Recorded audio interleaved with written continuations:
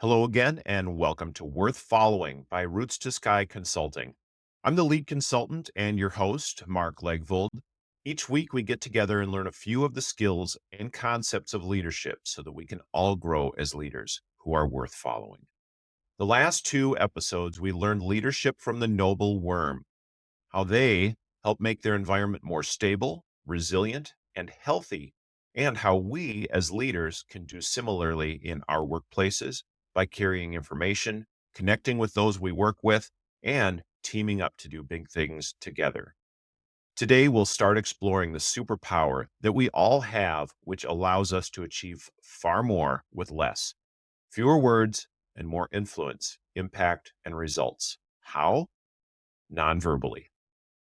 Let's start with a professor, Dr. Albert Moravian.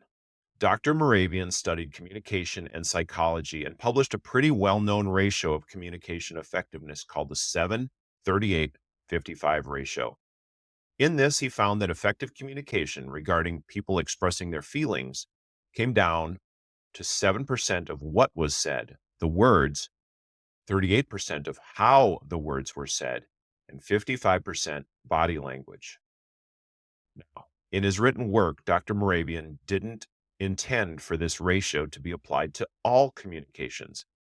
We can learn quite a bit by just looking at the ratio and understanding the value of nonverbals in all we communicate, though. One of the interesting parts of his research found that when someone was expressing their feelings, like sad, happy, or unsure, if their facial expressions didn't match their words, people were more likely to believe their facial expressions.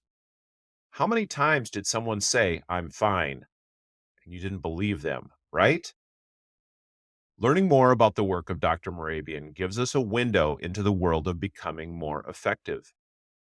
Even he acknowledges that the ratio isn't a perfect formula for all communication success. Environment, topic, culture, and other external factors influence reception of a message. But this doesn't take away from the very important role that nonverbals play in becoming a leader worth following. If you can improve the way people receive your messages, then they're more likely to follow you. And how you communicate matters more than what you communicate. So let's start developing our superpowers, shall we? Let's focus first on how we say things to gain maximum impact. Let's assume there are six basic primary emotions: fear, joy, anger, disgust, surprise, and sadness. Now, take the last email or memo you sent.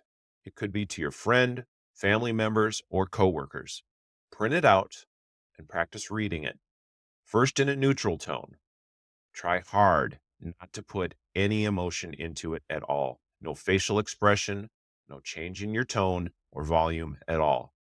Focus just on reading it in a monotone.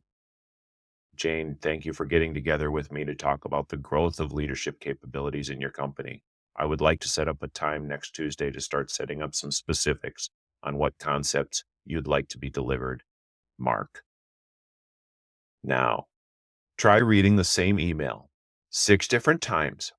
Practice reading it with fear, joy, anger, disgust, sadness, and surprise each time. Focus on not changing your facial expressions at all. Just use your voice and try to stay consistent throughout the reading. Only focus on your tone, pitch, and volume within your voice to convey the feelings. This takes a lot of practice, but it's worth it. You can do this in your car if you memorize the statement, or do it in front of a mirror so you can practice not moving your face. What this exercise does is it not only helps you to recognize your tone, pitch, and volume when speaking, but it also helps you to craft the way you send your written messages as well.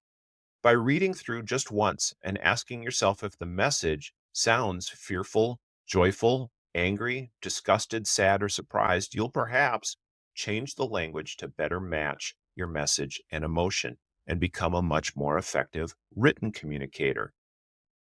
A last note on the nonverbal tone of messaging. Understand that a person you're writing to is most likely to read your message with their emotion preset to their most recent interaction with you. So if the last time you interacted with a colleague, boss, family member, or a subordinate, you want to communicate with that filter in place and either work to change it or understand and meet them where they are. We'll keep learning more about the secret superpowers of nonverbal communication next time on Worth Following. If you're enjoying these short mentoring sessions, you can find them all at rootstoskyconsulting.com. See you next week.